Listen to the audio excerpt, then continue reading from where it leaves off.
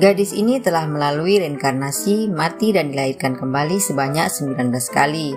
Setiap kali dia dilahirkan kembali, dari usia 8 hingga 12 tahun, dia mulai mengingat semua kehidupan sebelumnya. Dia benci mengingat semua kehidupan sebelumnya, dan setiap kali dia menghadapi akhir hidupnya, dia berharap bahwa dia tidak akan pernah dilahirkan kembali atau mengingat kehidupan sebelumnya. Hai semua, buat kalian yang udah menonton dan mengaktifkan tombol subscribe, Mimin ucapkan terima kasih ya. Selamat menonton. Dalam kehidupannya yang ke-19, dia dilahirkan dalam keluarga miskin dengan nama Ban Ji-eum dan mempunyai seorang ayah yang pemabuk, sehingga membuat ibunya pergi. Karena sudah beberapa kali menjalani kehidupan, maka dia disebut sebagai gadis serba bisa. Dia bahkan tahu soal sejarah.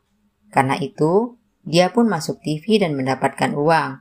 Setiap dia diundang, uangnya selalu diambil oleh ayahnya dan digunakan untuk berjudi.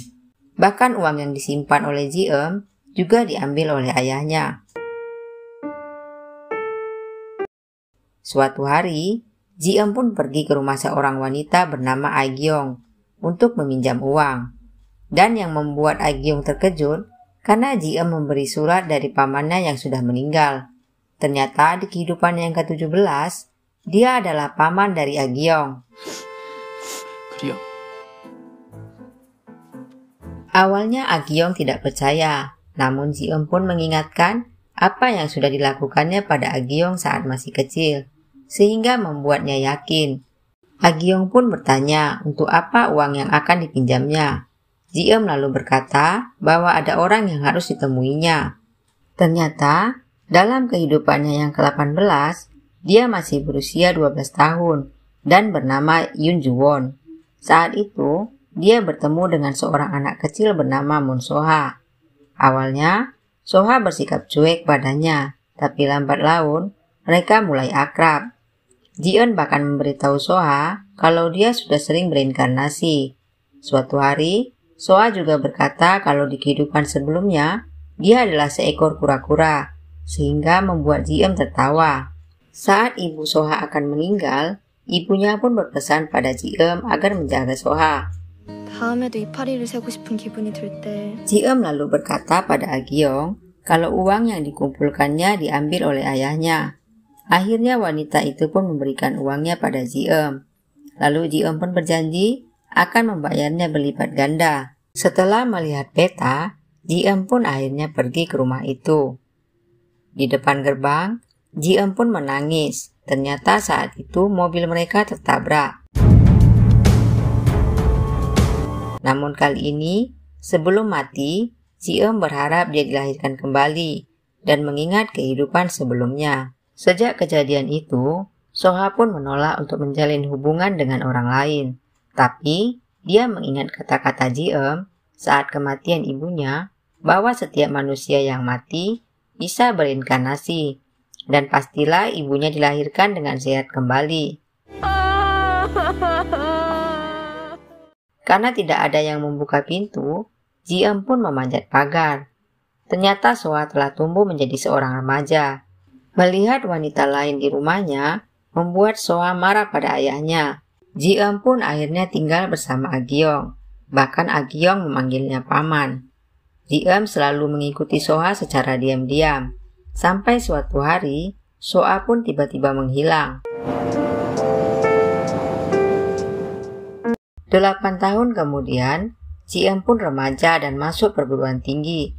Sehingga membuat Aegyeong senang sampai akhirnya Ji-eum lulus dan melamar pekerjaan pada perusahaan tempat So-ha bekerja. Ji-eum masih berusaha mencari di mana keberadaan So-ha. Suatu hari, perusahaan lain datang untuk meminta Ji-eum bergabung pada mereka. Tapi Ji-eum menolaknya dan berkata kalau orang yang dia cari tidak ada pada perusahaan itu. Tapi, saat hendak pergi, Ji-eum mendengar pria tersebut menyebut nama So-ha di sebuah hotel. Ji-eum pun langsung pergi ke hotel itu. Saat melewati sebuah akuarium, Ji-eum pun melihat seekor kura-kura dan ingat perkataan So-ha. Di saat yang sama, So-ha juga datang untuk melihat kura-kura, sehingga mereka akhirnya bertemu. Tapi saat melihat Ji-eum, Soha pun pergi. Ternyata Soha pergi ke kolam renang dan kembali mengenang saat bersama Ji-eum. Tiba-tiba Ji-eum datang dan bertanya dengan pertanyaan yang sama saat masih kecil, sehingga membuat Soha sedikit kaget. Tapi karena dia sudah menutup diri dengan orang lain, Soha pun akhirnya pergi.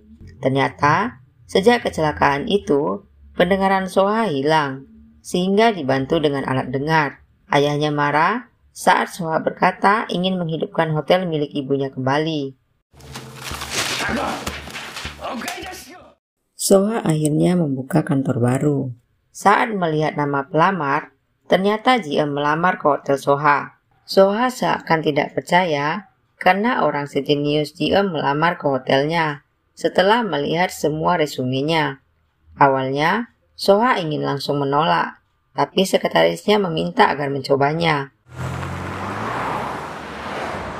Saat akan interview, Ji-eum mencoba memanggil Soha, tapi ternyata Soha belum memakai alat bantu dengarnya. Soha lalu bertanya, dari mana dia tahu bahasa Arab? Ternyata, di kehidupan keempatnya, Ji-eum adalah orang Arab.